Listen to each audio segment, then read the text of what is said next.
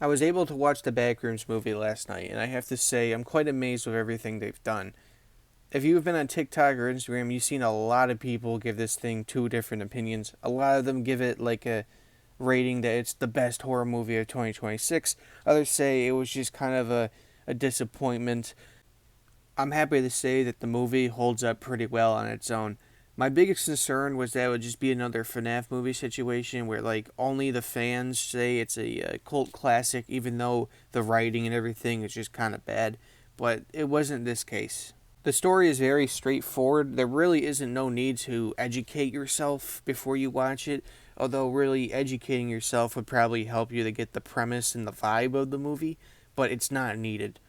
And that's mainly where the bad reviews come in, especially online, is that there's been a lot of people that were just kind of misled about what it is.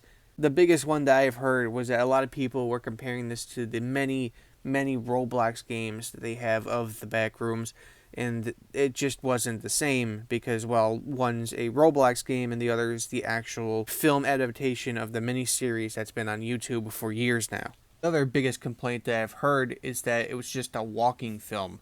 A lot of the movie is just walking around and there's really nothing else to do.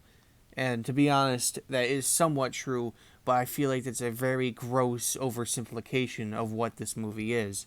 It would be like saying that the moon landing was nothing but just walking around on the moon. The reason there's so much walking is because the characters are exploring an environment that, at least to their knowledge, nobody even knows exists. So of course there's going to be a lot of walking.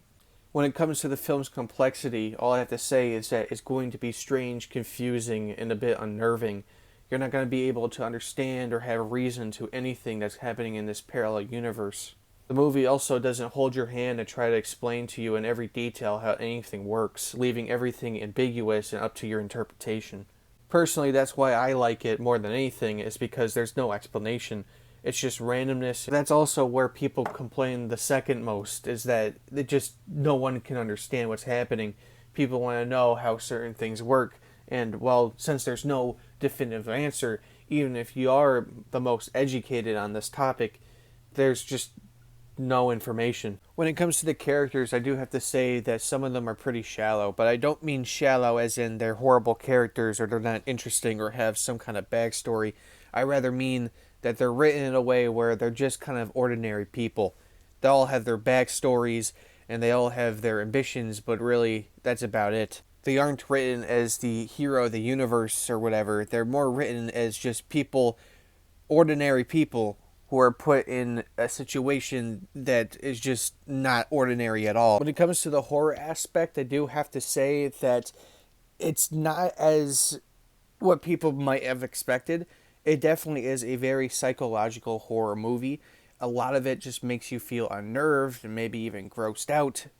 But it's not going to be a bunch of jump scares and things like that. It's not going to be like a slasher. It's just going to be a psychological build-up, and it's just going to make you say, what the fuck is going on? I do have to warn, though, there is some scenes that are a bit gory, but it's not like Final Destination gory. It's kind of just like there's a lot of blood for a movie you would think wouldn't have any blood in it. Overall, I think it's a very fun movie. It definitely had moments where it left me kind of confused, but in a good way, unnerved, but in a good way. And there was just a lot to appreciate.